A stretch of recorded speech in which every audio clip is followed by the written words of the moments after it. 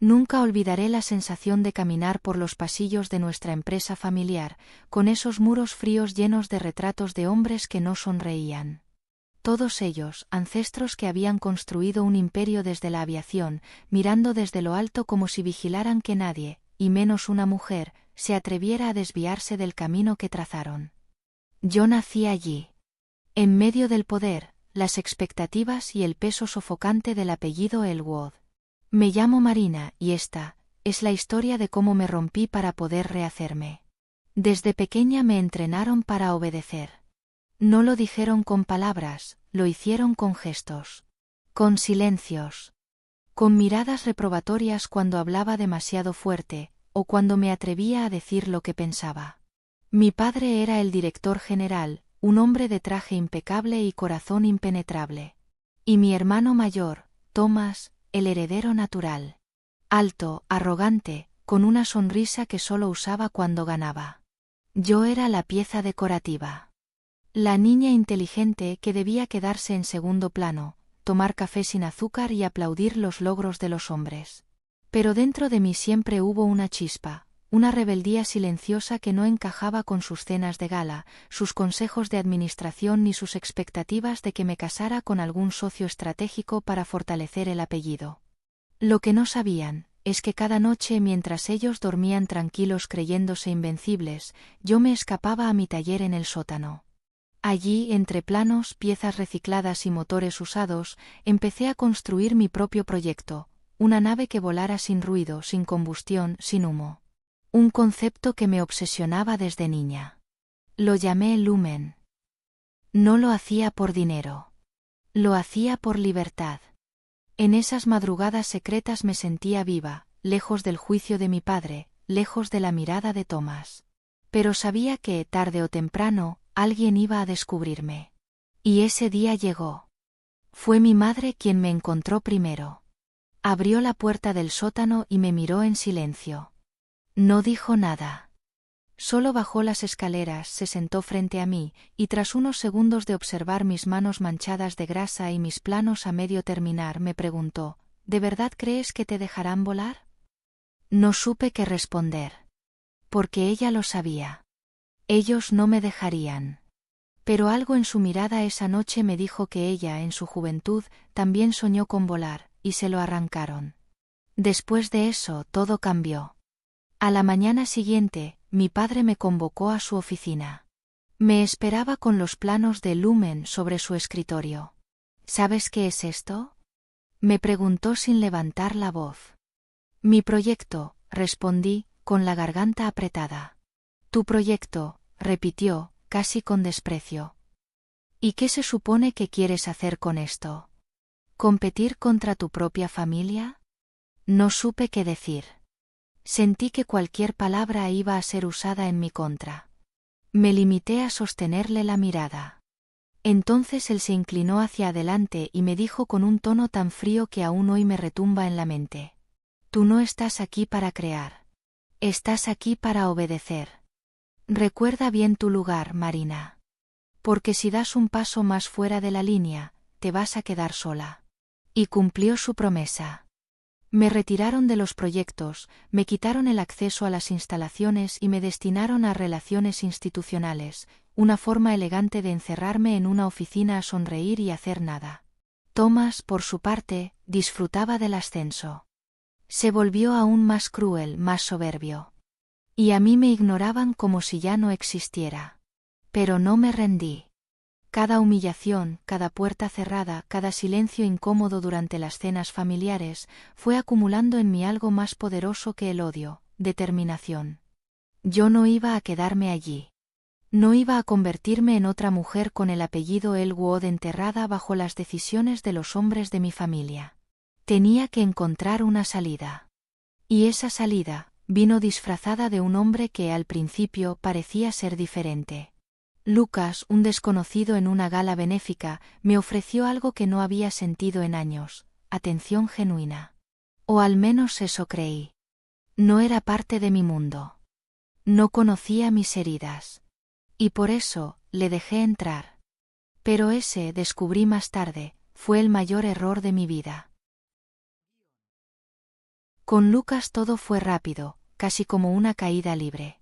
Lo conocí en aquella gala benéfica de aviación, la misma donde cada año me sentía invisible entre apellidos ilustres y sonrisas falsas. Él estaba junto al bar, con la chaqueta mal abotonada y una copa de vino barato entre los dedos. No parecía pertenecer a ese lugar, y tal vez por eso me llamó la atención. ¿También estás fingiendo que te diviertes?, me preguntó cuando nuestras miradas se cruzaron. Sonreí, sorprendida. No por su atrevimiento, sino porque yo pensaba exactamente lo mismo. Esa noche hablamos durante horas, sentados en una esquina, alejados del bullicio, como si el mundo allá afuera no existiera. Me contó que trabajaba con niños con autismo, que había crecido lejos de su familia y que admiraba a las personas que se atrevían a romper moldes. Me observaba con una mezcla de ternura y admiración que me desarmaba. Y yo necesitaba que alguien me viera. No por mi apellido ni por mi historia familiar, sino por lo que realmente era. Así comenzó todo. En pocas semanas, Lucas se convirtió en mi refugio. Me escribía cada mañana, me escuchaba hablar durante horas sobre mis sueños, sobre el proyecto Lumen, incluso me ayudó a diseñar parte del fuselaje en uno de sus cuadernos. Me hacía sentir brillante, libre, deseada. Y entonces, un día, apareció con una noticia que cambió el rumbo de nuestras vidas. Voy a ser papá, dijo, tomándome las manos entre las suyas. Vas a ser mamá. El mundo se detuvo. No sé qué me asustó más, la idea de ser madre o la sensación de estar atrapada otra vez, en una estructura que no había elegido del todo. Pero él no me dio tiempo para procesarlo. Me abrazó con tanta emoción, con tanta seguridad que pensé, tal vez esta es la vida que necesito. Nos casamos 3 meses después. Sin ceremonia, sin familia, sin alardes. Una boda sencilla en una oficina de registros, con un ramo de flores marchitas que él compró a última hora y un beso rápido bajo la lluvia. Dejé el proyecto Lumen. Guardé los planos. Cerré la puerta del taller. Pensé que era temporal. Que volvería a mi vocación más adelante. Que tener un hijo no significaba renunciar a mí. Pero me equivoqué. Porque en cuanto cruzamos la puerta de nuestro nuevo hogar, algo en Lucas cambió. Ya no era el hombre sensible que me acariciaba el alma, sino alguien exigente, celoso, controlador. Quería saber dónde estaba cada minuto, con quién hablaba, porque había tardado 5 minutos más en llegar del supermercado. Las primeras veces lo justifiqué. Debe ser el estrés. Está nervioso por el bebé. Está inseguro. Pero las señales estaban ahí, brillando como luces rojas que yo me negaba a ver. Una noche, mientras preparaba la cena, me pidió que dejara de ver a mi madre. Sin explicación. Solo lo dijo con ese tono firme que no dejaba lugar a debate. Es por nuestro bien, Marina, agregó, como si eso bastara. Y yo lo obedecí. Semanas después le entregué mi tarjeta bancaria. Él dijo que era para organizar mejor los gastos familiares. Cuando quise revisar nuestras finanzas, me dijo que no me preocupara, que él lo tenía todo bajo control. Poco a poco, sin darme cuenta, fui desapareciendo. Mi risa se volvió más baja. Mi voz más temerosa. Mi cuerpo más cansado. Mis sueños, una carpeta polvorienta guardada en el altillo. Y sin embargo, no era capaz de irme. Porque estaba embarazada. Porque sentía que tenía que proteger a ese niño que crecía dentro de mí. Porque me avergonzaba admitir que me había equivocado. Nadie supo lo que viví durante esos meses. No hubo golpes. No hubo gritos. Solo hubo control, silencio y manipulación. Un tipo de violencia que no deja marcas en la piel, pero sí en el alma. Y mientras yo me deshacía en silencio, Lucas empezaba a acercarse más a mi familia. Especialmente a Thomas. Lo que entonces no sabía era que entre ellos no solo se estaba gestando una alianza, sino algo mucho más oscuro. Una traición que rompería todo lo que me quedaba. Pero eso, aún estaba por descubrirlo. A veces uno no se da cuenta de quién es realmente su enemigo, hasta que ya es demasiado tarde. Siempre supe que Thomas, mi hermano mayor, no me quería cerca de la cima. Desde que éramos niños, él se encargó de recordarme que yo era la segunda, la accidental, la que debía quedarse a un lado mientras él brillaba. Su forma de querer era una competencia silenciosa. Nunca lo decía, pero todo en su actitud lo gritaba. Cuando mi padre hablaba en la mesa, él asentía. Cuando yo daba una opinión, él rodaba los ojos. Con los años su poder creció dentro de la empresa, y su desprecio hacia mí también. Yo pensé que al casarme con Lucas y salir del mundo corporativo, me dejaría en paz. Pero estaba equivocada. Muy equivocada. Lo que no imaginaba era que mi marido y mi hermano compartían algo más que negocios. Compartían una ambición disfrazada de afecto. Una codicia que los acercó como si fuesen piezas de un mismo ajedrez, y yo, sin saberlo, me había convertido en su peón. Todo comenzó de forma sutil. Lucas empezó a hablar cada vez más de Thomas. Lo admiraba, decía. Lo describía como un líder nato, alguien con visión de futuro. Al principio, no me pareció raro. Después de todo, Thomas había nacido para manipular. Siempre sabía cómo halagar a los hombres para que creyeran que su forma de ser dominante era admirada, y Lucas no fue la excepción. Recuerdo una noche en particular. Estábamos cenando, y Lucas mencionó una idea de inversión que Thomas le había sugerido. Tu hermano es brillante, Marina, dijo mientras cortaba su carne con parsimonia. Deberías aprender a ver lo que él ve. ¿Y qué es lo que él ve? Pregunté con cuidado. Oportunidades, respondió sin mirarme. Mientras tú te encaprichas con tus naves, él construye imperios. Esa frase me atravesó como un puñal. ¿Encaprichada? ¿Eso era lo que pensaba de mí? Esa noche no dormí. Empecé a observar con más atención. Las llamadas entre ellos se volvieron más frecuentes. Las reuniones casuales sin que yo estuviera presente. Las tardes en que Lucas decía que iba a trabajar y regresaba con el perfume que no era mío adherido a su ropa. Y entonces lo vi. Con mis propios ojos. Fue un sábado por la tarde. Yo había olvidado mi agenda en la oficina de Thomas, y como tenía las llaves del edificio, pasé a buscarla sin avisar. Subí las escaleras en silencio, sin hacer ruido, porque quería entrar, tomarla y salir sin cruzarme con nadie. Pero al abrir la puerta del pasillo los escuché. Risas. Copas. Voces bajas. Y luego silencio. Me escondí tras una columna y desde allí los vi, Lucas y Thomas, sentados demasiado cerca, intercambiando miradas cómplices, sus piernas rozándose bajo la mesa, compartiendo algo más que whisky. Sentí que el aire me abandonaba.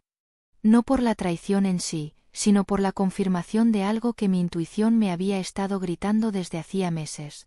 Lucas nunca me amó. Solo necesitaba una entrada a mi familia. Y yo, fui su boleto de acceso. Me fui sin que me vieran. Lloré durante todo el camino a casa, pero al llegar me sequé las lágrimas, me miré al espejo y me prometí algo. No voy a gritar. No voy a rogar. No voy a suplicar. Pero voy a recordar cada detalle de esta noche. Y un día, me van a pagar todo esto. Durante las semanas siguientes, fingí normalidad. Jugaba el papel de esposa devota, de hermana dócil, de madre sonriente. Pero por dentro, estaba construyendo una coraza. Y dentro de esa coraza, un plan. Thomas, confiado como siempre, bajó la guardia. Me llamaba la niña buena con tono burlón, como si yo no fuera una amenaza. Lucas, mientras tanto, seguía sumando a su lista de traiciones, manipulaba mis finanzas, se ausentaba por días, y de vez en cuando me dejaba pistas de sus escapadas, como si disfrutara que yo lo supiera pero no hiciera nada. Y es que para ellos yo era una Elwood más. Un apellido. Un escalón. Una mujer que no tenía fuerza para rebelarse. Lo que no sabían, es que estaba a punto de despertar. Una noche, mientras Lucas dormía profundamente, me levanté de la cama y caminé hasta el desván donde había guardado mis planos. Saqué la carpeta azul con el nombre Lumen escrito a mano. La abrí. Toqué los bocetos, las anotaciones, las ideas que alguna vez me dieron sentido. Lloré. Pero esta vez no de tristeza. Lloré de rabia, de determinación, de una certeza implacable. No me van a enterrar viva. No esta vez. Porque mientras ellos estaban ocupados subestimándome, yo había aprendido su lenguaje. Había descubierto cómo se movían los depredadores. Y si tenía que convertirme en uno para recuperar mi vida, entonces lo haría. Esta vez con los ojos abiertos. Y sin perdón. Recuerdo el día exacto en que todo colapsó. Era otoño. De esos en los que el cielo parece más gris de lo normal, y las hojas crujen como si quisieran advertirte de algo. El viento soplaba fuerte, pero yo no lo sentía. Estaba en casa, sentada frente a la ventana, con una taza de té en las manos que ya no emitía vapor. Lucas había salido temprano y no había dicho a dónde iba. Otra vez. Yo había aprendido a no preguntar. A fingir que la ignorancia era paz. Pero esa mañana, algo en mí ya no pudo más. Me miré al espejo del pasillo y vi a una mujer que no reconocía, piel pálida, mirada apagada, hombros caídos. No era yo. Era una sombra. Un eco. Y me juré en silencio que si ese día se daba la oportunidad, iba a terminar con todo. La oportunidad llegó mucho antes de lo esperado. Al mediodía, una mujer que jamás había visto tocó la puerta de mi casa. Traía un sobre en la mano y una expresión neutra, casi burocrática. Me lo entregó sin decir palabra y se marchó. Dentro había 2 documentos. Uno era una orden judicial que me prohibía acercarme a Lucas. El otro, una demanda de divorcio. Me quedé paralizada. No por la separación, eso lo venía sintiendo hacía tiempo, sino por el contenido del expediente. Las acusaciones eran brutales. Según Lucas, yo lo había maltratado emocionalmente, lo había engañado con un antiguo compañero de universidad, y lo había aislado de su familia. No solo eso. También afirmaba que estaba mentalmente inestable y que era una amenaza para nuestros hijos. Leí cada palabra como si me estuvieran golpeando con ellas. Y en ese instante, entendí que no era solo una traición personal. Era una ejecución. Lucas no quería divorciarse. Quería destruirme. Había construido una historia en la que yo era la villana, y él la víctima. Y lo peor era que muchas personas le creyeron. Incluso mis hijos. A ellos les dijo que me había vuelto peligrosa. Que lo había abandonado. Que tenía a otros hombres. Intenté contactarlos. Les escribí. Les llamé. Les esperé en la salida del colegio. Pero no quisieron verme. Me miraban como si yo fuera una extraña, una impostora, una amenaza. Y así en cuestión de días perdí a todos. A mis hijos. A mi hogar. A mi reputación. Y a la poca familia que me quedaba. Porque Thomas, por supuesto, no tardó en alinear el relato con su propio beneficio. Apareció en las entrevistas como el hermano preocupado por su hermana desequilibrada. Dio conferencias sobre salud mental en mujeres ejecutivas. Se llenó la boca con frases como, es hora de hablar de lo que callamos, y el silencio puede ser peligroso. No tenía vergüenza. Solo ambición. Y yo, desde un departamento alquilado en un barrio cualquiera, veía cómo ellos seguían su vida como si yo nunca hubiera existido. Como si mi dolor no fuera real. Como si mi historia se pudiera borrar tan fácilmente como un archivo en una computadora. Pero lo peor estaba por venir. Una tarde, una amiga me envió un enlace a una red social. No lo abrí de inmediato, pero la insistencia en su mensaje me empujó a hacerlo. Era una publicación de Lucas. Una foto. En ella aparecía él, sonriente, abrazando a una mujer de cabello castaño y ojos intensos. La descripción era lo que más me hirió. Después de tanto caos, al fin la verdad. Con ella, la única que siempre estuvo a mi lado. Te amo, Daniela. Daniela. La misma mujer con la que había estudiado en la universidad. Mi compañera de laboratorio. Mi confidente de aquellos años en los que yo aún creía en la amistad femenina. La misma que, sin saberlo, había sido la pieza que Lucas usó para sellar su mentira. Todo encajaba. Daniela conocía mi historia, mis inseguridades, mis sueños. Sabía qué decir y cómo decirlo. Y ahora estaba ahí, en mi lugar, con mis hijos, con mi marido, en mi casa, viviendo mi vida. Ese día lloré hasta quedarme dormida en el suelo de la cocina. Y al despertar lo supe. Tenía que volver a empezar. Pero no para volver a ser quien era. Tenía que convertirme en alguien mucho más fuerte. Alguien que pudiera mirar a todos a los ojos y decir: yo sé lo que me hicieron. Y también sé lo que voy a hacer con ello. No me quedaba nada. Y por primera vez en mucho tiempo, eso era una ventaja. Habían pasado 9 meses desde el divorcio. 9 meses desde que el mundo que conocía se vino abajo como un edificio mal construido. El mismo tiempo que tarda una vida en gestarse, o en mi caso, en apagarse lentamente. Durante ese tiempo no recibí una sola llamada de mis hijos. Ni una carta. Ni siquiera una nota escrita a escondidas. A veces me quedaba despierta hasta el amanecer mirando mi celular por si acaso. Por si alguno de ellos decidía romper el silencio. Por si aún recordaban mi voz. Mis cuentos antes de dormir. Mis manos sobre sus frentes cuando tenían fiebre. Pero no lo hicieron. Y sin embargo seguí. Volví a trabajar. Conseguí un empleo pequeño como consultora externa para una universidad local. No era lo que soñé, pero me mantenía en pie. Me levantaba temprano, tomaba café negro, escribía propuestas y presentaciones. Sobrevivía. A veces sobrevivir ya es demasiado. Fue en uno de esos eventos académicos donde todo cambió.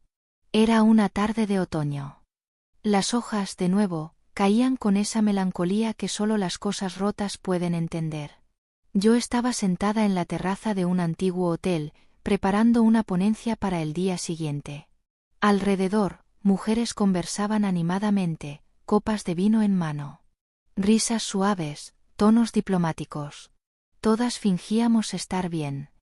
Entonces escuché su nombre. ¿Y tú? Preguntó una de ellas a la mujer sentada a mi derecha, una rubia elegante que apenas había hablado. ¿Has vuelto a hablar con tu ex después de todo? Mi cuerpo se tensó. Algo en su tono me inquietó. La mujer bajó su copa lentamente y respondió: no. Desde el día que lo eché de la casa y le entregué la orden de alejamiento, no he vuelto a tener contacto con él. Su voz era tranquila, pero había algo afilado escondido detrás de cada palabra. ¿Lo echaste tú? Intervino otra con sorpresa. ¿Por qué? ¿Por qué me engañó?, respondió. Con su amor de juventud. Una tal Daniela. Y bebió otro sorbo. Fingió ser el hombre perfecto, pero no era más que un cobarde manipulador. Incluso les mintió a los niños. Intentó acercarse, pero cuando les conté la verdad, se alejaron por completo. No quieren saber nada de él. Sentí que la sangre se me helaba. No era posible. Esa voz, ese relato, no podía ser. La miré con atención. Era ella. Daniela. O al menos, una versión de ella que el tiempo y la cirugía estética apenas lograban ocultar. Su cabello, su postura, incluso ese modo ensayado de contar una historia donde siempre quedaba como la víctima. No había duda. La mujer que me había robado todo, estaba ahí frente a mí, contando mi historia como si fuera suya. Alterada. Distorsionada. Vacía de verdad. Y entonces, una voz emergió desde el fondo del salón. Una voz firme, segura, con una nota de sarcasmo que reconocería en cualquier parte. ¿Lucas? ¿Infiel? Por favor, no es tan complicado. Y si yo hubiera estado con él, lo recordaría. Silencio. Todos los rostros se giraron hacia el origen de esa frase. Una mujer morena de mirada punzante y sonrisa irónica se acercó con pasos lentos y seguros. No era una desconocida. Era Nadia, una de mis antiguas colegas en la universidad. Alguien con quien había compartido aulas, cafés y confidencias, y que como yo, también había sido traicionada por Lucas, aunque de una forma más sutil. Daniela se incorporó, visiblemente molesta. ¿Qué haces aquí? Lo mismo que tú, supongo, respondió Nadia sin perder la sonrisa. Tomando vino barato y escuchando mentiras. Pero con una diferencia, yo tengo pruebas. El ambiente se volvió tenso. Las otras mujeres observaban en silencio, como si presenciaran un duelo sin armas. Tú arruinaste mi vida, espetó Daniela, intentando mantener la compostura. Nunca superaste que Lucas me eligiera a mí. ¿Me eligiera? Nadia rió sin humor. Estaba con él cuando tú ya lo seguías por las sombras. ¿Quieres que hablemos de fechas, de viajes, de registros de universidad? Yo estuve en Europa 3 años. ¿Dónde estabas tú mientras tanto? Daniela palideció. Nadia dio un paso más cerca. No me interesa él ni tú. Pero si sigues contando historias falsas, te aseguro que no seré la única en exponer lo que realmente ocurrió. La tensión se podía cortar con un cuchillo. Y yo estaba sentada entre ellas. Invisible otra vez. Testigo de una verdad que nadie sabía, pero que por fin comenzaba a salir a la superficie. Daniela agarró su bolso y se marchó sin decir una palabra más. Yo también me levanté. Pero en lugar de seguirla, caminé en dirección contraria. Afuera, el aire era más frío de lo que recordaba. Y sin embargo, por primera vez en mucho tiempo, respiré hondo sin sentir culpa. Porque en ese instante entendí algo fundamental. Ya no era la víctima. No era la mujer rota. Era la testigo de la mentira. Y muy pronto, sería la voz de la verdad. Después de aquel encuentro en el hotel, algo dentro de mí se activó. Como si por fin una parte dormida de mi alma hubiera despertado con una furia serena, decidida a no callarse más. Pasé los siguientes días en silencio. No en resignación, sino en observación. Analicé cada fragmento de lo que había escuchado. Las mentiras. Las versiones tergiversadas. Las ausencias. Los silencios. Y sobre todo, esa duda creciente que me taladraba el pecho desde hacía años. ¿Y si todo lo que me arrebataron se construyó sobre una mentira aún mayor? No podía seguir cargando con la imagen de madre ausente, de mujer inestable, de esposa traidora, no cuando había tantas fisuras en el relato oficial. Necesitaba respuestas. No solo para limpiar mi nombre, sino para entender algo que ya me atormentaba incluso en sueños. ¿Quién era realmente el padre de mis hijos? Esa pregunta, que durante años me negué a formularme por miedo, comenzó a crecer como una sombra inevitable. Y entonces decidí hacer algo que no imaginaba tener el valor de hacer: presentarme sin avisar, en la antigua casa de los padres de Lucas. No había regresado allí desde que él me echó. Era una mansión enorme, rodeada de árboles centenarios, con un camino de piedras blancas que crujía bajo los zapatos. Al llegar, no supe si llamar al timbre o simplemente girarme y marcharme. Pero el destino eligió por mí. La puerta se abrió antes de que pudiera tocarla. Un hombre mayor, de mirada aguda y espalda aún erguida, me observó desde el umbral. ¿Marina? Asentí con la cabeza. Pensé que ya no volveríamos a verte, dijo con una voz grave sin mostrar sorpresa. Yo también lo pensé, respondí con sinceridad. Me dejó pasar sin más palabras. La casa olía igual: madera vieja, café fuerte y libros polvorientos. Caminé por el recibidor con una mezcla de nostalgia y temor. No sabía qué esperar. No sabía si él me recibiría con hostilidad o con indiferencia. Pero lo que ocurrió me tomó completamente por sorpresa. Nos sentamos en la biblioteca. Un lugar cálido con una chimenea encendida, rodeados de estanterías repletas de volúmenes que ya nadie leía. Me ofreció té, y yo acepté con un nudo en la garganta. ¿Sabes por qué me alegra verte?, preguntó sin mirarme. Porque nunca creí la versión de mi hijo. Lo miré, incrédula. ¿Qué versión? Todas, dijo casi con tristeza. Esa historia de que tú lo maltratabas. De que lo engañaste. De que manipulaste a los niños. No me cerraba. No era coherente contigo. No con la mujer que yo conocí. Un silencio se hizo largo entre nosotros. ¿Y entonces por qué nadie hizo nada?, pregunté con un hilo de voz. ¿Por qué permitieron que me quitaran todo? Él respiró hondo.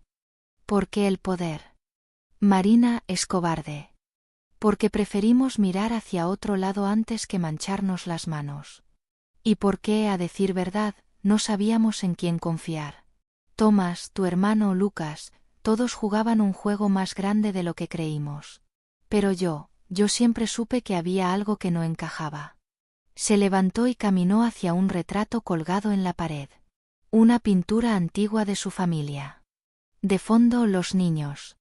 En primer plano, su esposa, la madre de Lucas, sentada con un vestido verde esmeralda.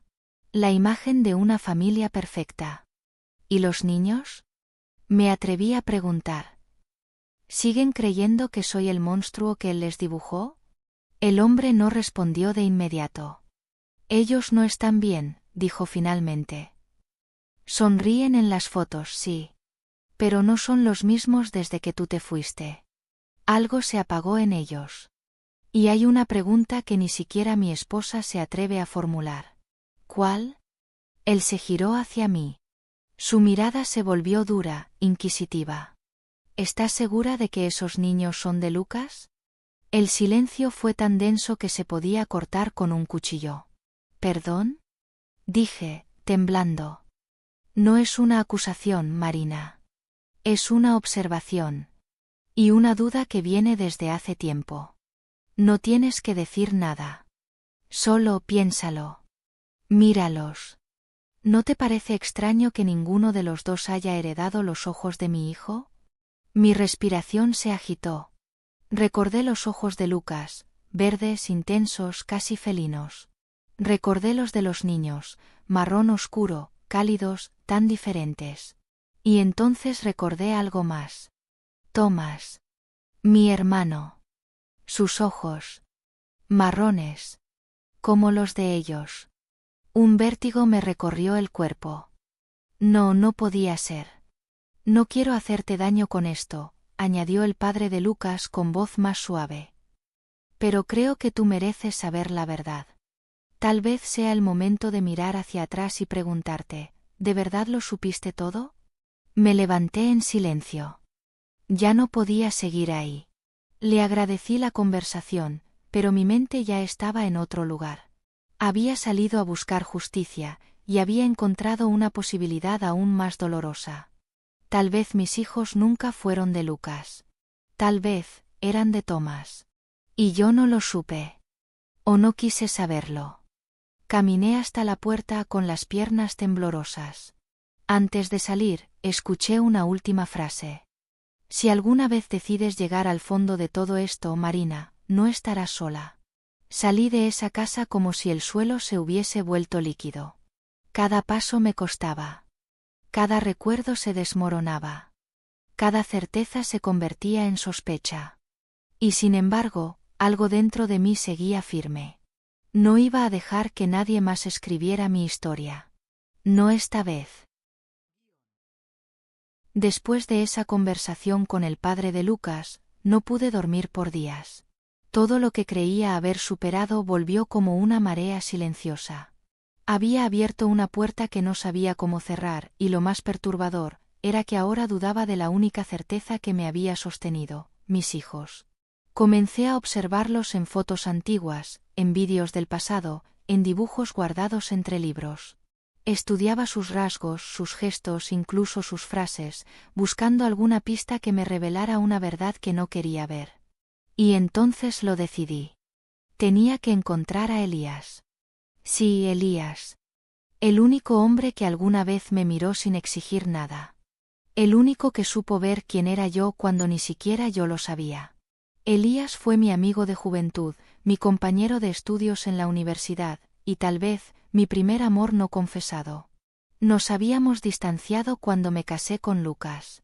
Él intentó advertirme de su forma de ser, de lo que veía en el que yo no quería ver.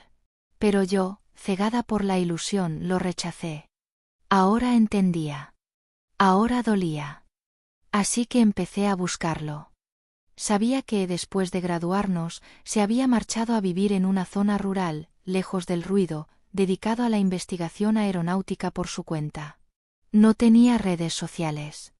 No atendía números desconocidos. Solo encontré una pista, un artículo académico donde se mencionaba que estaba colaborando con una universidad en las afueras del condado de St. Christopher. Allí fui. Era un campus modesto, rodeado de colinas y senderos cubiertos de árboles. El aire era limpio. El silencio, reparador. Me sentí pequeña en medio de ese paisaje, pero determinada. Pregunté por él. Nadie lo había visto en días. Me dijeron que trabajaba desde casa, que era reservado, solitario. Algunos lo llamaban el ingeniero del bosque. Su dirección estaba archivada en el registro del departamento de diseño. No debería haberla conseguido. Pero a veces, una mirada firme, una historia contada con la verdad en los ojos, abre puertas. Fui. El camino era largo, de tierra, con curvas pronunciadas y tramos sin señal. Con cada metro recorrido, mi ansiedad crecía.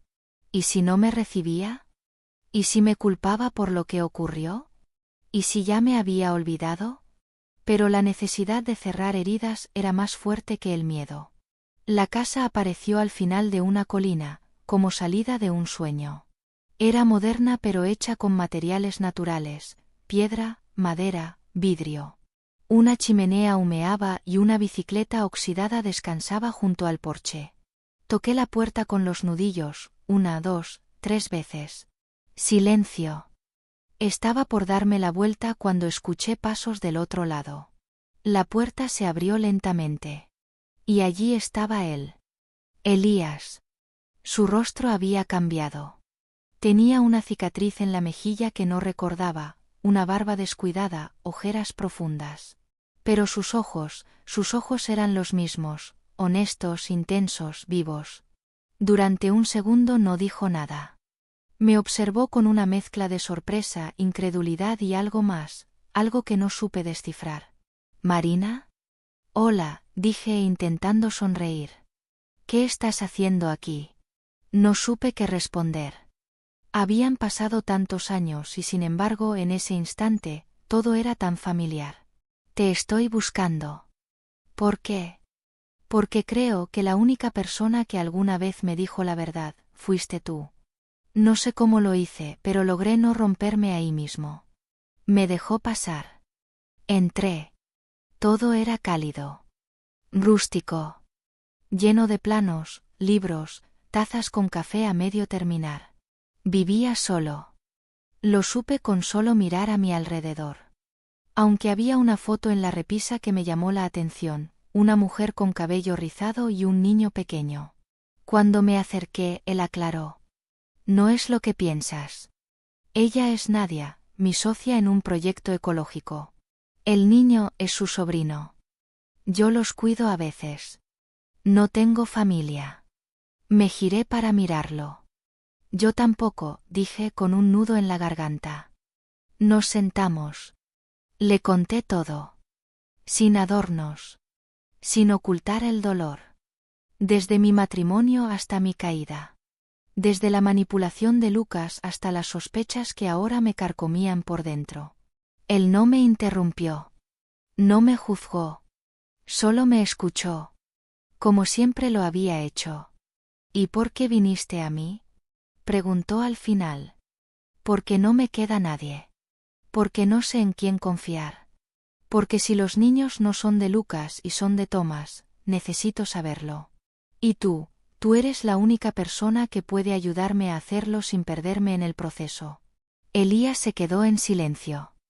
Cerró los ojos. Luego habló con esa voz suya pausada, firme, profundamente humana. Voy a ayudarte, Marina. Pero no porque te sientas sola. Voy a ayudarte porque te lo debo. Porque cuando te alejaste, yo también me perdí un poco. Y porque, aunque pasen los años, todavía hay una parte de mí que nunca te dejó ir. No supe qué decir. Solo me acerqué y lo abracé. Un abrazo largo, tembloroso, lleno de memorias enterradas. Él me devolvió el gesto y cuando se separó, dijo algo que marcó el principio de todo lo que vendría después. Si vamos a buscar la verdad, tienes que estar preparada para lo que vas a encontrar. Lo miré a los ojos sin dudar. Estoy lista. Y por primera vez lo sentí de verdad. Decir que estaba lista fue fácil. Creerlo fue otra cosa. Esa misma noche, después de volver de casa de Elías, me encerré en el pequeño departamento donde ahora vivía, y me senté en la cocina con una libreta en blanco. Necesitaba ordenar todo lo que había descubierto, todo lo que sospechaba, y todo lo que me estaba jugando. Escribí los nombres uno por uno. Lucas. Tomás. Daniela. Mis hijos. Mis padres. Yo. Y en el centro, una sola palabra: mentira. La mentira no había empezado con el divorcio. Ni siquiera con la traición de Lucas. Había comenzado mucho antes, probablemente en el momento en que creí que podía construir mi futuro sobre la aprobación de otros. Ya no más. Elías me había prometido ayuda, y no tardó en demostrarlo. A los 2 días me llamó para decirme que tenía un contacto en un laboratorio privado especializado en pruebas genéticas, uno que trabajaba con total discreción, sin dejar huellas administrativas que pudieran ser manipuladas por la familia Elwood o por los abogados de Lucas. Pero para poder proceder, necesitábamos muestras. Y ahí estaba el verdadero dilema. Yo no tenía acceso a mis hijos. Ellos no querían verme. Me veían como una amenaza, como la mujer que había arruinado la familia perfecta que Lucas les había vendido. Cada vez que intentaba acercarme me rechazaban. Las pocas veces que los veía en público, en un centro comercial, en la calle, acompañados por alguna niñera o asistente legal, me clavaban la mirada sin reconocerme. Mi hijo menor incluso me preguntó una vez: ¿por qué estás siguiéndome? Tenía 13 años. Y yo, sin poder decir nada, lo vi alejarse como si fuera un extraño. Así que Elías ideó un plan. Uno arriesgado. Uno que, si no salía bien, podía volverse en nuestra contra. La idea era simple: si no podíamos obtener muestras de sangre o saliva, buscaríamos algo más, algo dejado atrás, algo que pudiera contener ADN. Un cepillo de dientes. Un mechón de cabello. Una camiseta sudada. Cualquier cosa. Fue ahí cuando entró en escena Nadia, su socia en el proyecto ecológico. Una mujer astuta, discreta, con nervios de acero. Nadia tenía experiencia lidiando con burocracia universitaria, pero también con hombres peligrosos. Me cayó bien de inmediato. No necesitó explicaciones. Le bastó con mirar mis ojos para saber que estaba frente a una mujer herida que no buscaba venganza, sino redención. Yo lo haré, dijo con decisión. Consígueme una dirección. El resto corre por mi cuenta. A la semana siguiente, Nadia consiguió entrar a la casa de Lucas bajo la excusa de instalar paneles solares. Era una fachada, un proyecto piloto para familias con altos ingresos. Ella, vestida como técnica, entró, saludó a la niñera y revisó el tejado. Después fingió dejar una herramienta en uno de los baños, y ahí en el lavamanos encontró 2 cepillos marcados con nombres: Liam y Daniela Jr. Los guardó en una bolsa hermética y salió por la puerta como si nada. Esa noche, cuando me entregó las muestras, sus palabras fueron claras. Prepárate para cualquier resultado, Marina. A veces la verdad no alivia. A veces duele más que la mentira. Tenía razón. Mandamos las muestras al laboratorio. La espera fue insoportable. Cada día se sentía como una piedra más sobre el pecho. No podía dormir. No podía comer. Solo imaginaba escenarios. Algunos me hacían llorar. Otros me daban fuerza. Pero todos tenían algo en común, la certeza de que mi vida, una vez más, estaba a punto de cambiar. Elías se quedaba conmigo algunas noches. No pasaba nada físico entre nosotros. Solo compartíamos el silencio. Su presencia era un ancla. A veces hablábamos de cosas triviales, de libros, de proyectos. Otras veces, simplemente ponía música instrumental y me dejaba dormir con la cabeza sobre su hombro. Había algo profundamente sanador en ese vínculo. Y entonces llegó el día.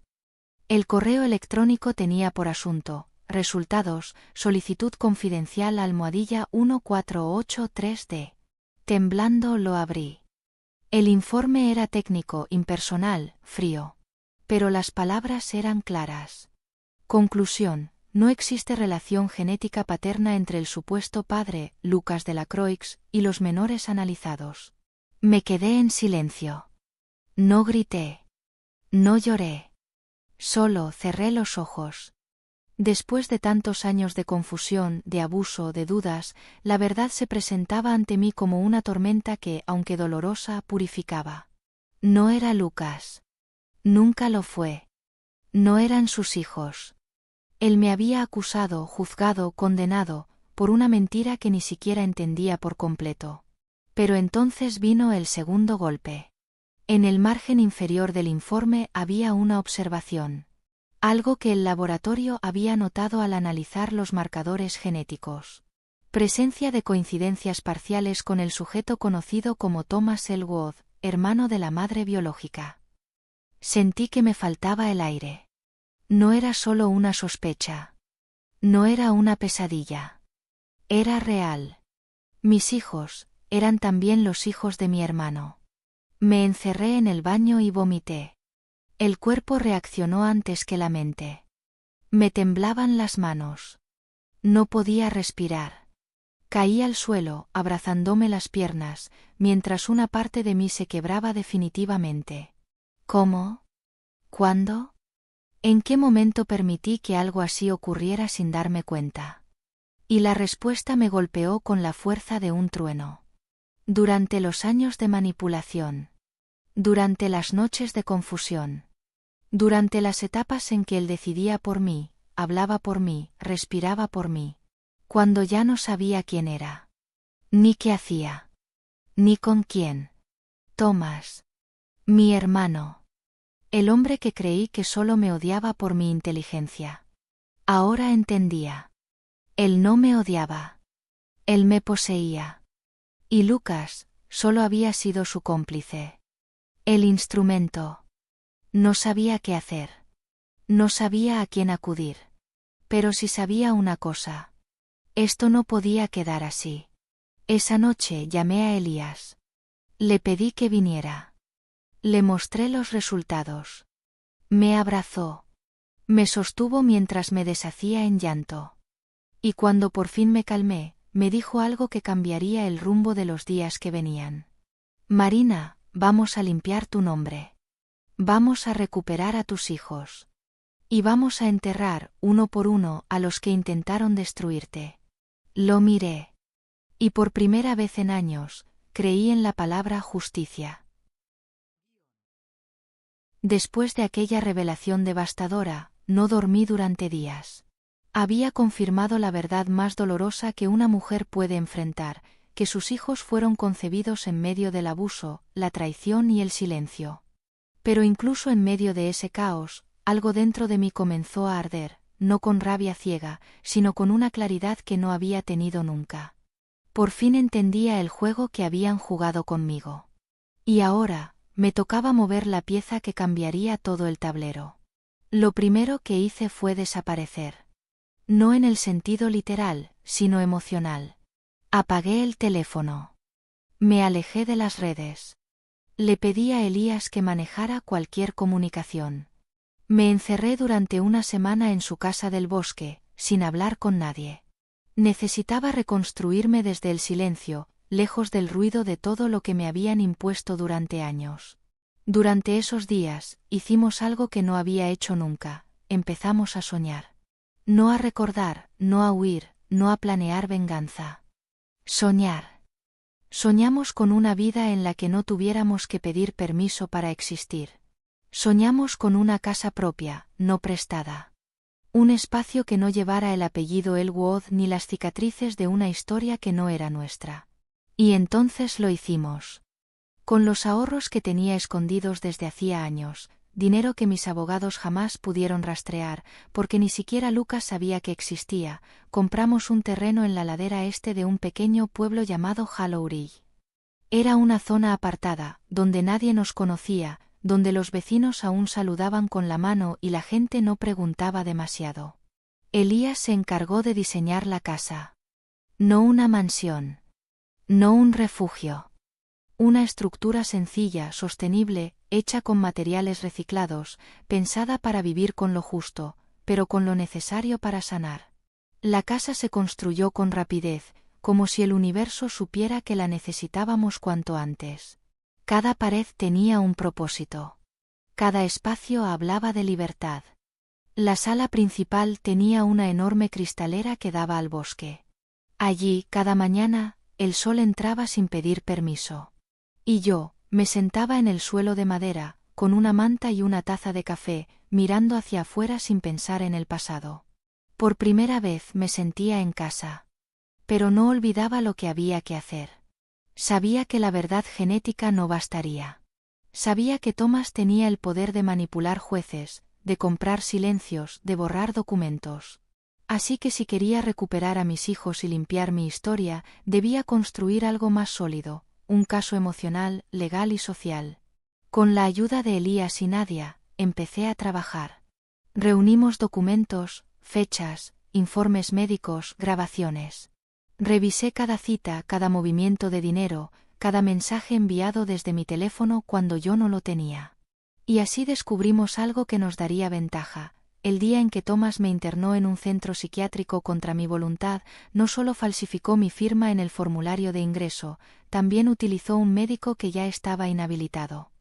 Eso significaba que, legalmente, esa internación no solo era inválida, sino un secuestro encubierto.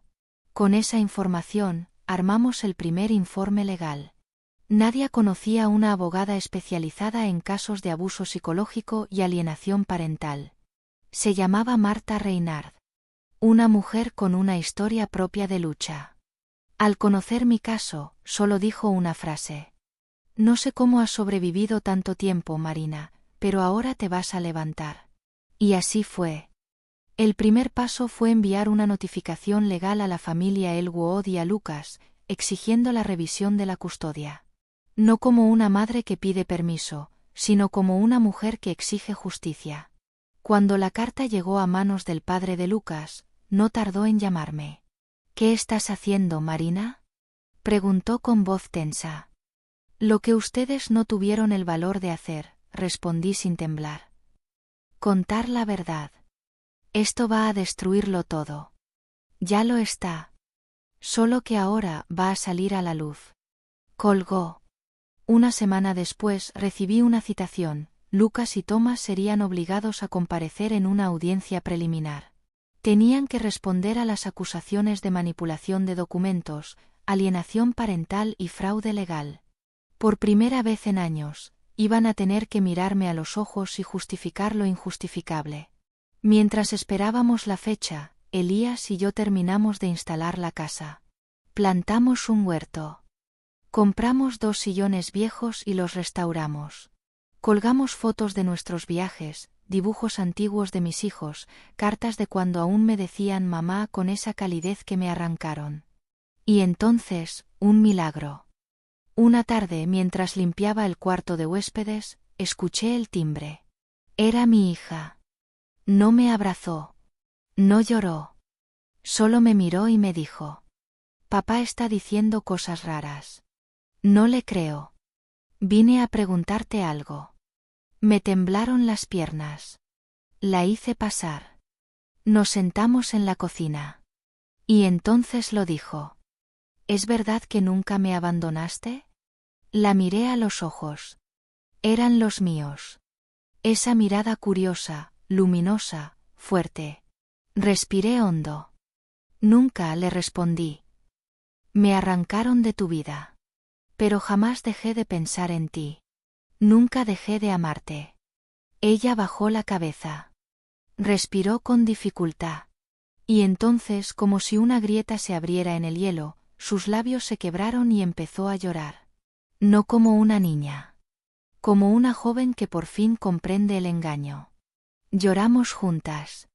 La abracé con fuerza. Y en ese abrazo, sentí que algo sagrado volvía a mí, mi derecho a ser madre. No podía recuperar el tiempo perdido. Pero podía empezar a construir algo nuevo. Como la casa. Como mi historia. Desde cero. Con cimientos de verdad.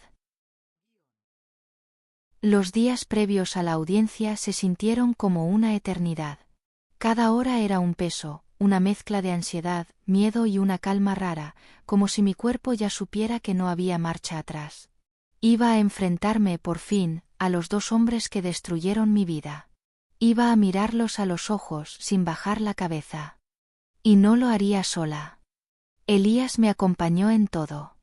Me ayudó a ensayar lo que diría, a revisar los documentos una y otra vez, a respirar cuando las pesadillas volvían en la madrugada. Incluso me compró un vestido nuevo, sobrio, elegante, azul oscuro, con mangas largas. Para que te sientas armada sin necesidad de alzar la voz, dijo. El día llegó. La audiencia se celebró en una sala austera del Tribunal del Condado.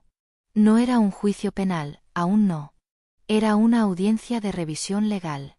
Pero para mí, significaba más que cualquier sentencia, significaba recuperar la voz. La sala estaba casi vacía, pero todo el aire estaba cargado de tensión. Lucas entró primero. Más delgado, con el cabello perfectamente peinado, su traje sin una arruga, como siempre. Me miró de reojo. Lo noté nervioso. Su seguridad de antes ya no estaba. Después entró Thomas. Él sí parecía intacto. Inmutable. Con ese porte altivo, la misma sonrisa ladeada. Al verme, se detuvo un segundo. No dijo nada. Solo me observó con una mezcla de burla y desafío. Y entonces, por primera vez, no sentí miedo. La jueza era una mujer de mediana edad, con rostro sereno pero mirada filosa. Al parecer, ya había revisado parte del informe preliminar, porque empezó directo. Señora Elwood, tiene la palabra. Me levanté. No temblaba. No tartamudeaba. No me perdí en mis pensamientos. Había esperado demasiado por ese momento. Su señoría, comencé. Durante años, fui víctima de una manipulación estructurada, planificada y ejecutada por los dos hombres que ve usted aquí sentados. No vine a pedir compasión ni caridad. Vine a exigir que se me devuelva lo que me arrebataron con mentiras. Mis hijos. Mi integridad. Mi nombre. La jueza me escuchaba con atención. Lucas bajó la mirada. Thomas fingía no estar afectado. Fui acusada de inestabilidad mental. Me separaron de mis hijos. Falsificaron documentos médicos. Me encerraron en una clínica con la complicidad de un médico desautorizado. Pero no estoy aquí para contar una telenovela. Estoy aquí con pruebas. Levanté el dossier de documentos. Esta es la historia que ellos intentaron borrar. Comencé a detallar uno a uno los episodios, los documentos falsos, los movimientos de dinero entre las cuentas de Thomas y Lucas, los informes del psiquiatra que nunca existió, la desaparición de mi historial médico real, y finalmente, la prueba de ADN. Cuando pronuncié las palabras clave, el silencio en la sala se hizo absoluto. Los niños que me fueron arrebatados no son hijos de Lucas. Y según las coincidencias genéticas, existe una alta probabilidad de que el padre biológico sea Thomas Elwood. Mi propio hermano. La jueza me pidió que entregara la documentación. Lo hice sin vacilar. Elías, sentado al fondo, me observaba con los ojos brillantes. Nadia, a su lado, grababa todo. Esa era otra estrategia, dejar constancia de lo que allí se dijera. Porque sabíamos que si esto salía del tribunal, el mundo empezaría a ver a los Elwood de otro modo. Lucas pidió hablar. Su señoría, empezó con voz temblorosa. Yo, fui engañado. Nunca supe que Tomás, yo confiaba en él. Creí que Marina me había traicionado. Yo no quise quitarle a sus hijos. Solo, me dejé llevar por lo que me dijeron. La jueza lo observó como si lo desnudara con la mirada. ¿Está diciendo que fue manipulado? Sí, respondió rápido. Yo la amé. Pero todo era confuso. Tenía miedo. Creí que los niños eran míos. Pensé que ella me mentía. Nunca imaginé que Tomás. ¿Y cómo explica los documentos falsificados con su firma? Preguntó la jueza. Silencio. Lucas balbuceó. No supo qué decir. Entonces fue Tomás quien se puso de pie. Esto es un espectáculo, dijo. Marina siempre fue inestable. Se hacía la víctima desde que era niña. Está mintiendo, exagerando. Ninguna prueba genética es 100% concluyente. Este caso es un intento de destrucción familiar. Nada más. La jueza golpeó su mazo. Señor Elwood, si vuelve a interrumpir sin autorización, será expulsado de la sala. Él sonrió con desprecio, pero se sentó. Por primera vez, noté algo en su mirada que no había visto antes: incomodidad. La audiencia duró horas. Al final, la jueza dictó una medida preliminar: los derechos legales de custodia de Lucas quedaban suspendidos. Se abriría una investigación formal sobre la falsificación de documentos, y Marina tendría derecho a solicitar la recuperación parcial de la patria potestad mientras se desarrollaba el proceso. Pero eso no fue todo. 2 días después, ocurrió algo que nadie vio venir. El padre de Lucas murió. Un infarto fulminante. En su casa. Solo. La noticia me sacudió. No porque lo hubiera querido. Pero porque su muerte dejó una pregunta flotando: ¿qué decía su testamento? Una semana más tarde, el abogado de la familia me llamó. Necesito que venga. Él la incluyó en el testamento. ¿A mí? Sí, dijo el abogado y tras una pausa añadió. Y dejó instrucciones específicas para que usted estuviera presente cuando se leyera. Esa frase lo cambió todo. Porque mientras mis enemigos se creían invencibles, el único que aún conservaba algo de conciencia, había decidido contar lo que todos callaban. Lo que sucedió en esa lectura del testamento fue el principio del fin. Cuando me citaron para la lectura del testamento, supe que algo grande se avecinaba. El padre de Lucas había sido un hombre hermético. Estricto. No demostraba afecto, pero era inteligente. Observador. Y sobre todo, meticuloso con los detalles. Si me había incluido en su última voluntad, no era por error. Era porque de algún modo sabía la verdad, o parte de ella. Había visto lo que otros fingieron no ver. Y quizá en sus últimos días su conciencia no le permitió llevárselo todo a la tumba. La lectura se llevó a cabo en una sala de abogados en el centro de la ciudad. Un espacio elegante, con paredes tapizadas de madera, sillones de cuero negro y un silencio que se podía cortar con una navaja. Yo llegué acompañada por Elías y mi abogada, Marta Reynard. Me sentía fuerte. No invencible, pero firme. Como una mujer que ya no tenía nada que temer. Lucas llegó solo. Cabizbajo. Casi irreconocible. Sin corbata, sin esa arrogancia que lo había acompañado durante años. Apenas me miró. No tenía el valor. Tomás, en cambio, irrumpió como si la sala fuera suya. Llevaba un traje de diseñador, una sonrisa burlona y la mirada de quien está convencido de que nada puede tocarlo. Se sentó con las piernas cruzadas, el cuerpo relajado, y saludó a todos con ese tono falsamente encantador que siempre utilizó para ocultar su veneno. El abogado encargado del testamento, un hombre mayor, serio, con lentes gruesos y modales impecables, comenzó sin rodeos. El señor de la Croix dejó instrucciones claras. Este documento debía ser leído con todos los beneficiarios presentes, sin excepciones y bajo grabación. Lo que escuchen aquí no podrá ser modificado. Fue certificado con huella dactilar y vídeo. ¿Todos están listos? Asentimos. Bien. Procedo.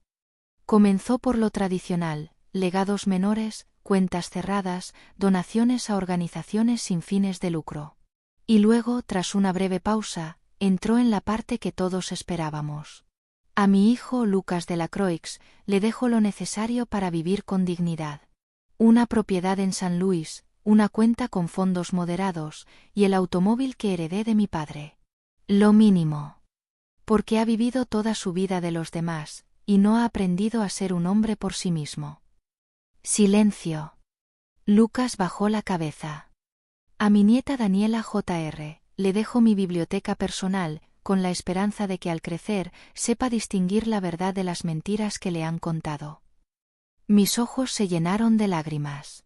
Aquella línea era para ella. Para mi hija. Y era una advertencia. Un faro.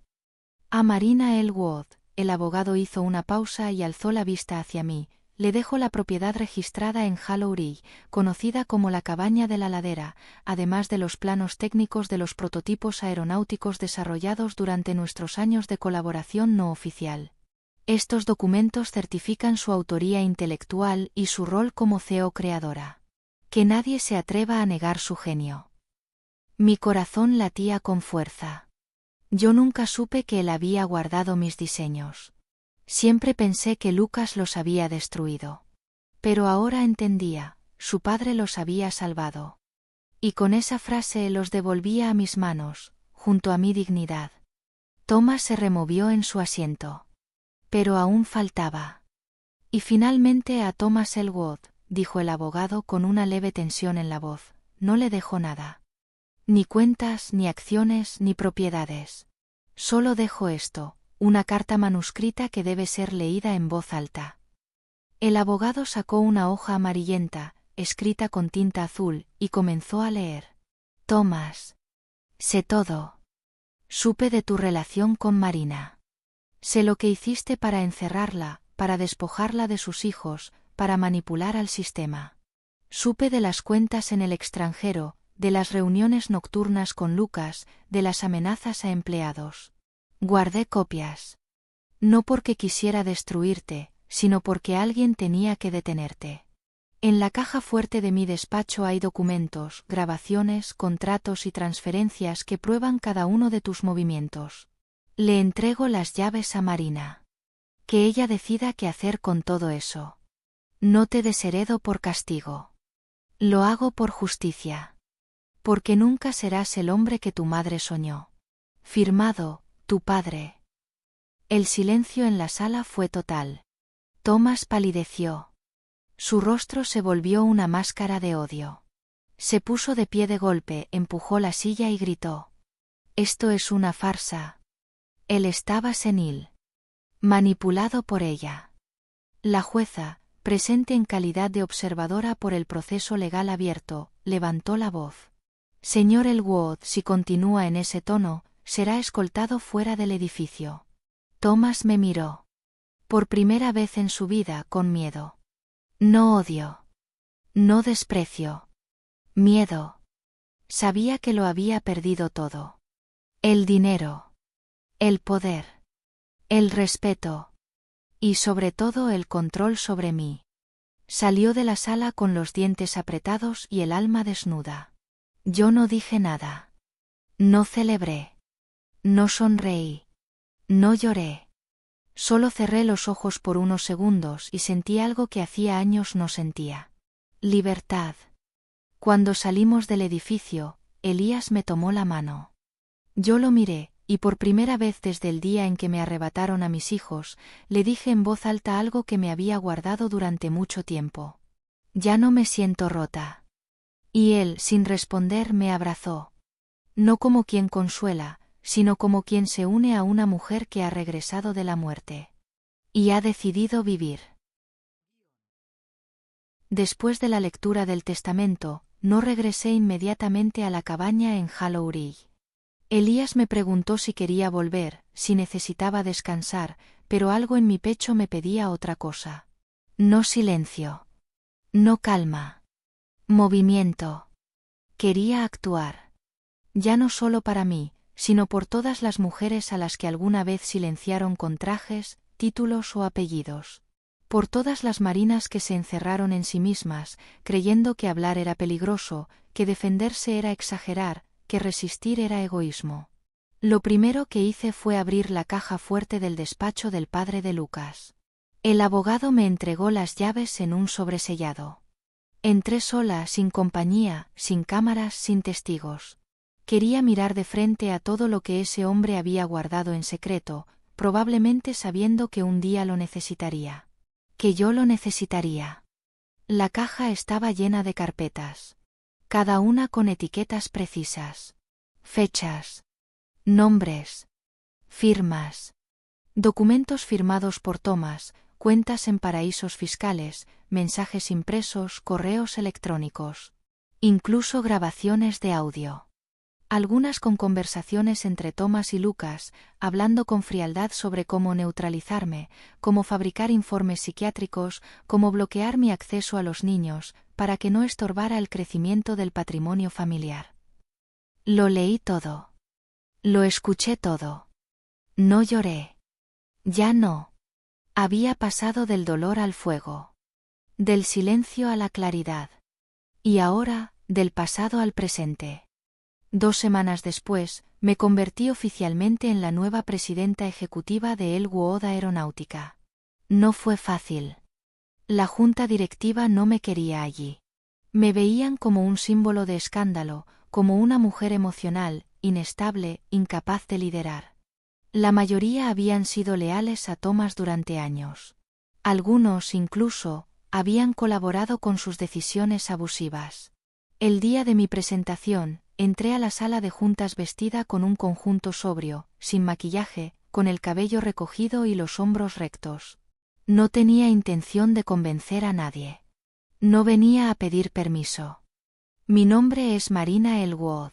Durante años, fui parte invisible de esta empresa. Luego, fui expulsada. Difamada. Silenciada.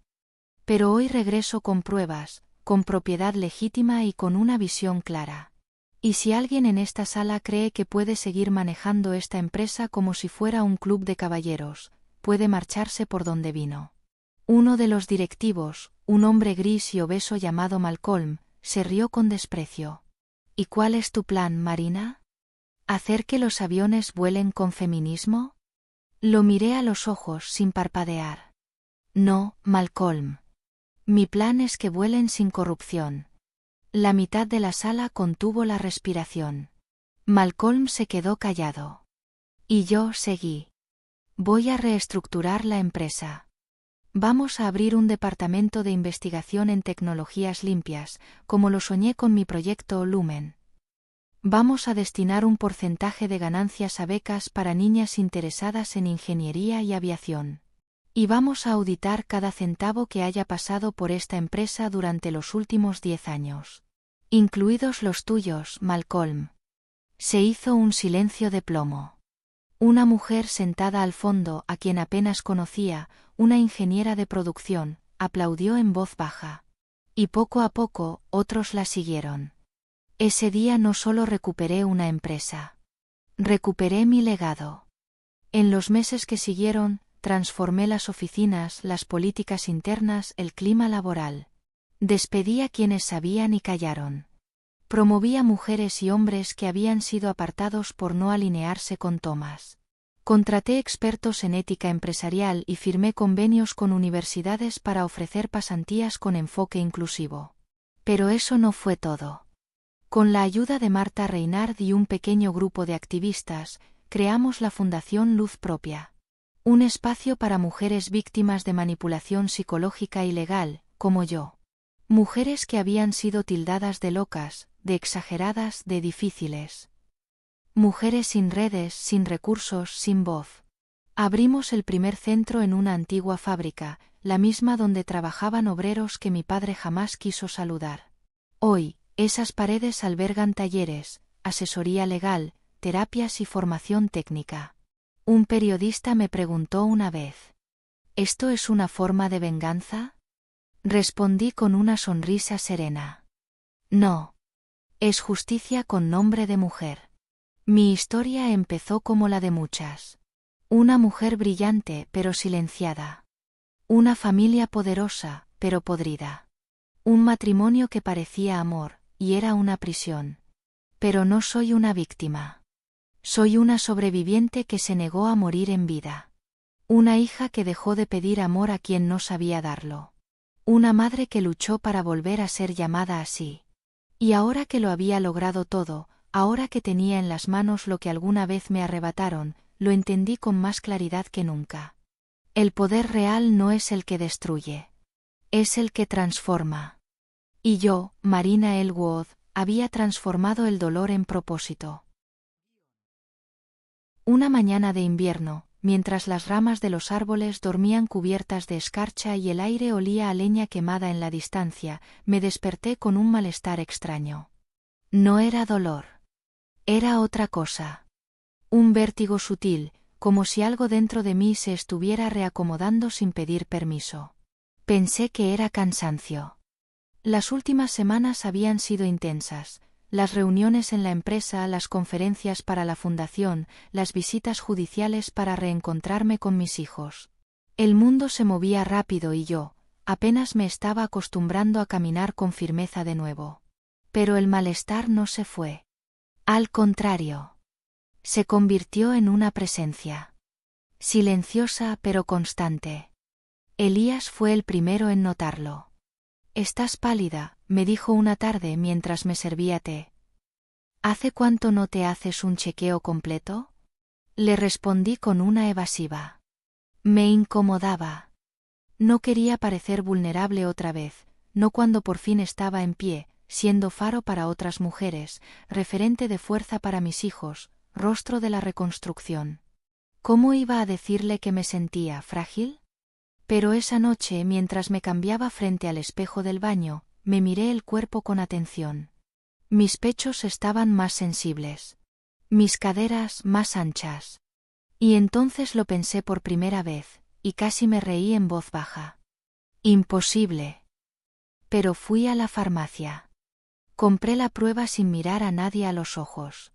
Llegué a casa. Cerré con llave. Esperé. 3 minutos. Miré. Positiva. El silencio fue absoluto.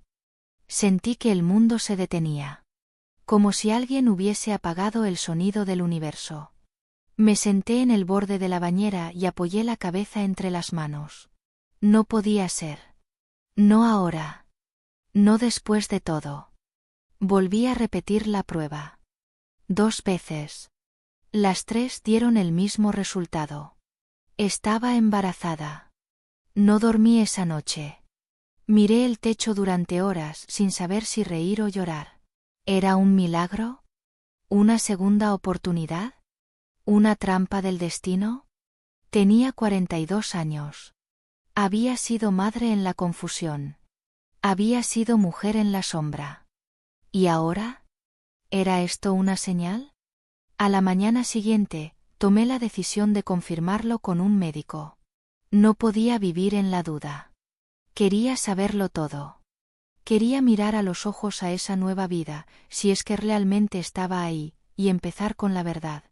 El examen lo confirmó. No solo estaba embarazada. Esperaba gemelos. Me reí. Lloré. Y me volví a reír. ¿Gemelos? ¿Otra vez? Pero esta vez, todo era distinto. No había manipulación. No había presión familiar. No había hombres controlando mi cuerpo ni mi historia. Esta vez, era yo. Y era él. Elías. No se lo dije de inmediato. Esperé unos días. No por miedo a su reacción, sino porque quería encontrar la forma exacta de decírselo. La forma que no lo asustara. Que no lo hiciera dudar. Que no le quitara la libertad que él tanto valoraba. Pero él me conocía demasiado bien.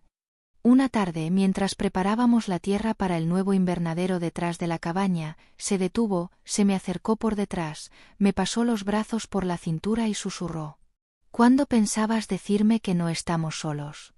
Me quedé helada. «¿Qué?» Él sonrió. Besó mi cuello. «Tienes esa mirada otra vez. Como cuando soñabas con volar. Solo que ahora, estás mirando hacia adentro». No pude contenerme. Me giré. Lo abracé con fuerza.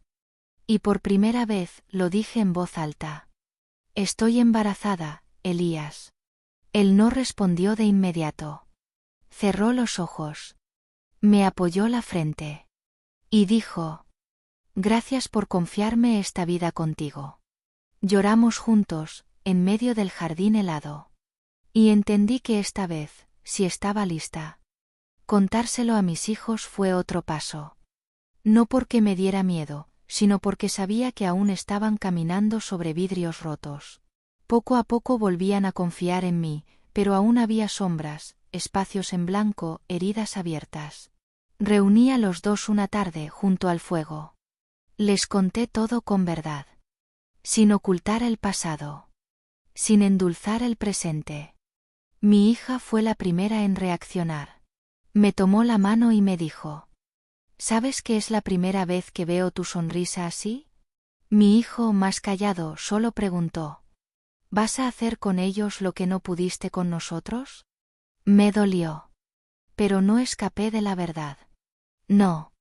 Voy a hacer con ellos lo que aprendí, gracias a ustedes». Se levantó. Se fue a su cuarto. Yo pensé que no lo volvería a ver ese día. Pero esa noche, al acostarme, encontré una nota bajo mi almohada. «Quiero ser el hermano mayor que no tuve. No me falles». Lloré en silencio. Esta vez, de alegría. El embarazo no fue fácil. Hubo semanas duras, exámenes complicados, reposos forzados. Pero nunca estuve sola. Nadia se encargó de manejar la fundación. Marta supervisaba la empresa en mi ausencia. Y Elías se convirtió en algo que nunca imaginé necesitar: mi hogar móvil. Estaba donde yo estuviera. Siempre. Un día, al 6º mes de embarazo, me desperté temprano. Caminé descalza hasta la terraza de la cabaña. El sol apenas asomaba. Los árboles estaban inmóviles. Todo era paz. Apoyé las manos sobre mi vientre. 2 corazones latían ahí dentro. 2 oportunidades. 2 vidas sin pasado. Solo presente. Solo futuro. Y me prometí algo. Nunca más voy a olvidarme de mí. Nunca más voy a dejar que alguien me diga cómo amar, cómo maternar, cómo volar. Porque ahora, ya no vuelo sola. La calma, a veces, es apenas una pausa entre tormentas. Y yo ya lo sabía. Vivía en un equilibrio que me había costado años alcanzar. Tenía a mis hijos cerca de nuevo, a Elías cuidando de mí con un amor que no pedía nada a cambio, y a 2 vidas creciendo dentro de mí como 2 promesas silenciosas. Todo era paz. Pero también era frágil. Casi demasiado perfecto. Como si el pasado, en su insistencia por no morir, estuviera buscando la forma de colarse por alguna rendija. Esa rendija tenía nombre. Y regresó un martes por la tarde. Brooke. La ex pareja de Elías. Hacía años que no sabíamos de ella. No después de aquel proyecto que compartieron y que terminó en silencio, con miradas rotas y palabras que nunca se pronunciaron. Yo nunca pregunté demasiado. Él nunca ofreció detalles. Lo único que sabía era que Brooke había sido una historia inconclusa, una mujer con una mente brillante pero un corazón inestable. Y sobre todo que durante un tiempo, había intentado regresar. Pero Elías ya no era el mismo. Y mucho menos ahora, conmigo y con 2 hijos en camino. El problema era que Brooke no aceptaba un no. Lo descubrí cuando abrí la puerta de la cabaña esa tarde. No esperábamos visitas. Yo estaba sola. Elías había salido a una consulta médica por mí. Era un día frío, gris, con el bosque quieto detrás. Cuando abrí la puerta, no supe si estaba viendo una sombra del pasado, o una amenaza futura. Allí estaba ella. Alta, delgada, con el cabello rojo recogido en un moño suelto. Sonriente. Demasiado sonriente. Hola, Marina, dijo como si fuéramos viejas amigas. ¿Te molesta si entro un momento? Me quedé congelada. Cada célula de mi cuerpo me gritaba que no. Pero algo en su tono me empujó a moverme hacia un lado. Entró sin esperar permiso, con paso firme, como si la casa aún le perteneciera. Se sentó frente al ventanal, cruzó las piernas y miró el bosque. Siempre pensé que Elías acabaría aquí, dijo. Lo diseñamos juntos, ¿sabes? Él hablaba de este lugar cuando aún estábamos, en eso. Él también hablaba de volar conmigo, respondí con frialdad. Y ya ves quién se quedó en tierra. Ella me miró. Y por primera vez, dejó caer la sonrisa. No vine a pelear, Marina. Vine a hablar. A resolver cosas antes de que sea demasiado tarde. ¿Tarde para qué? Su mirada cambió. Ya no era dulce. Era dura. Fría. Estratega.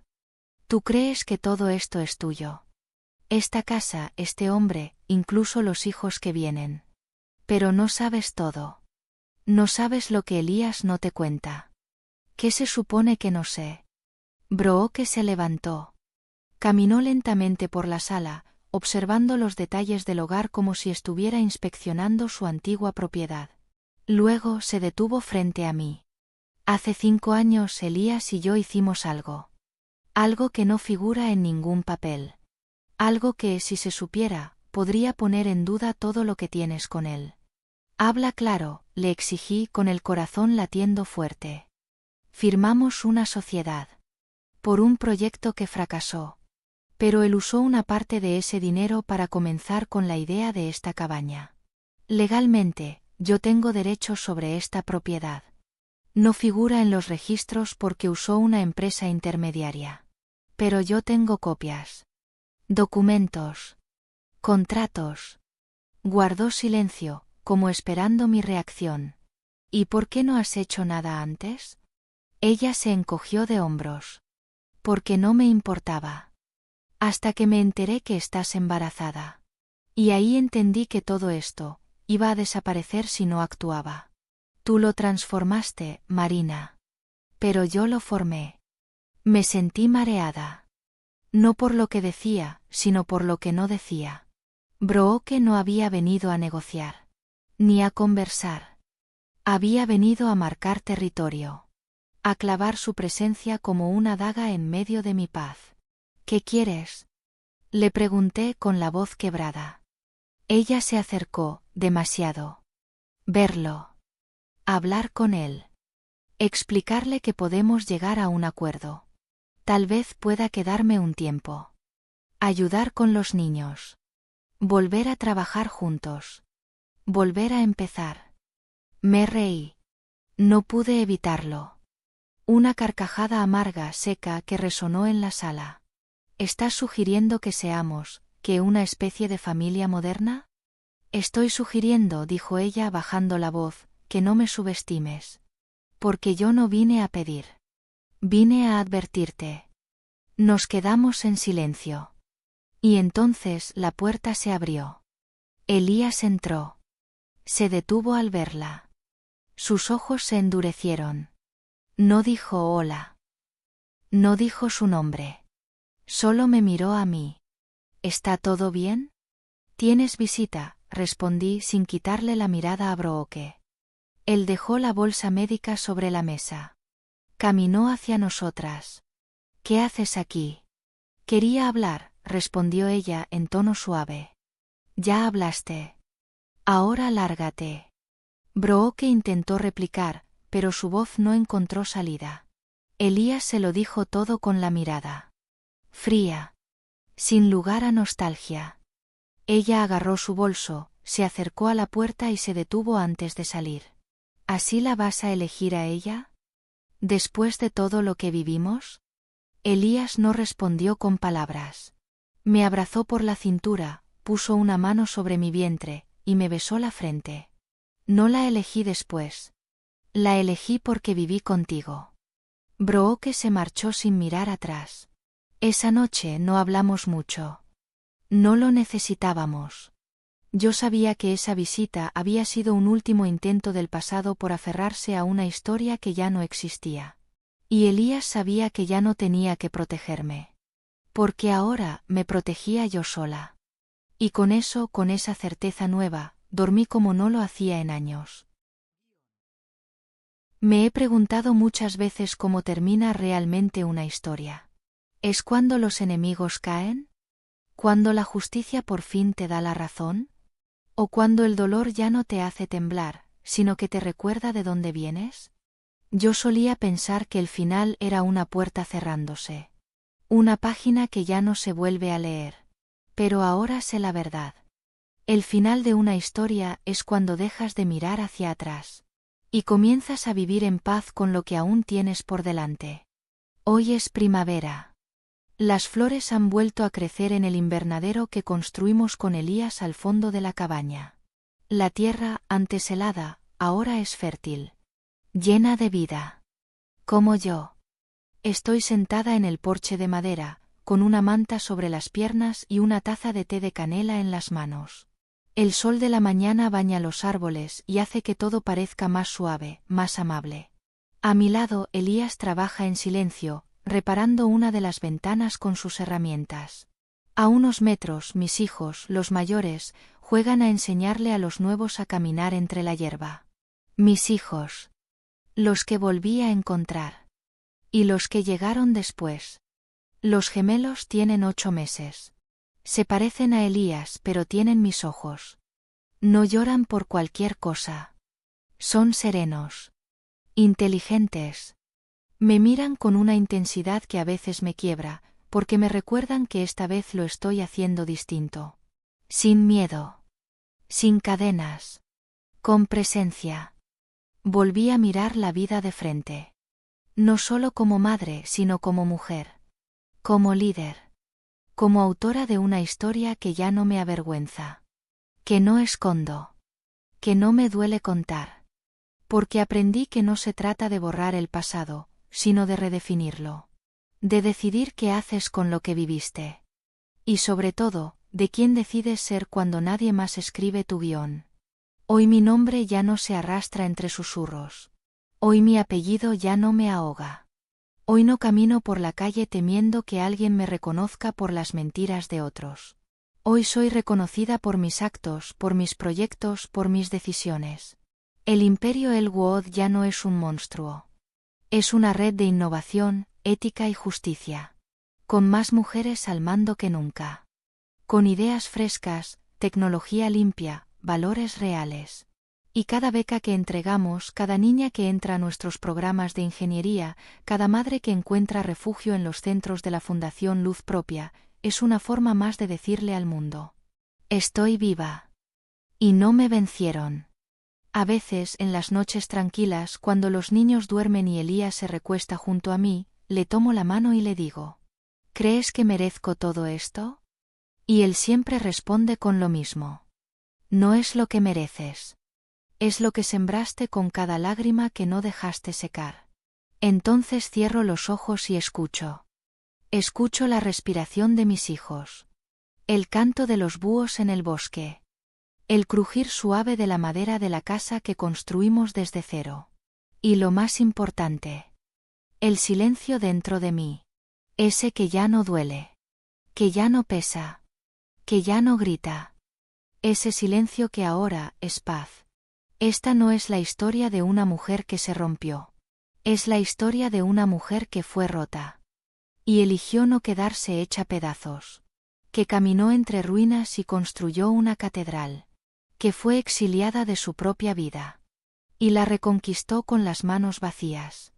Pero con el alma encendida. Esta soy yo. Marina Elwood. Hija de una familia rota. Madre de una nueva esperanza. Y arquitecta de mi propia salvación. Este no es mi final. Es apenas el principio.